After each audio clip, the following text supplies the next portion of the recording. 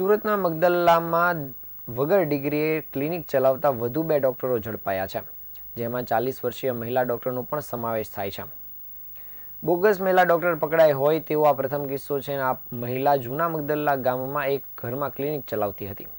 તાજેતરમાં જ પોલીસે નકલી ડિગ્રીથી ક્લિનિક ચલાવતા 10થી વધુ નકલી ડોક્ટરોની ધરપકડ કરી હતી અને આ પછી અસલી ડોક્ટરો પણ સતર્ક બન્યા છે. ઉમરાની એક હોસ્પિટલના અસલી ડોક્ટરે પોલીસને જાણ કરી હતી કે તેમને ત્યાં આવતા દર્દીઓ જેમને રેફરન્સ લઈને આવે છે તે ડોક્ટર બોગસ છે, જેથી પોલીસે બંને સ્થળોની તપાસ કરતા સ્પષ્ટ થયું હતું કે જૂના મગદલામાં ઘરમાં ક્લિનિક ચલાવતા લલિતાબેન સિંઘ અને મગદલાના ભવાની સ્ટ્રીટમાં ક્લિનિક ચલાવતા 57 વર્ષીય પ્રયાગ પ્રસાદ પાસે જરૂરી કોઈ ડિગ્રી હતી જ નહીં, છતાં તેઓ છેલ્લા કેટલાક વર્ષોથી બોગસ પ્રેક્ટિસ કરી રહ્યા હતા.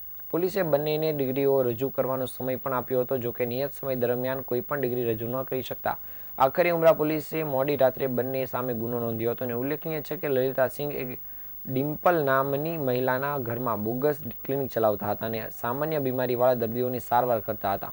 અને જો કોઈ બીમારી ગંભીર જણાય તો દર્દી આવે તો તેને નજીકની હોસ્પિટલમાં રિફર પણ કરતા હતા. હાલ પોલીસે આ બંને બોગસ ડોક્ટરને લઈને આગળની કાર્યવાહી આરંભી છે.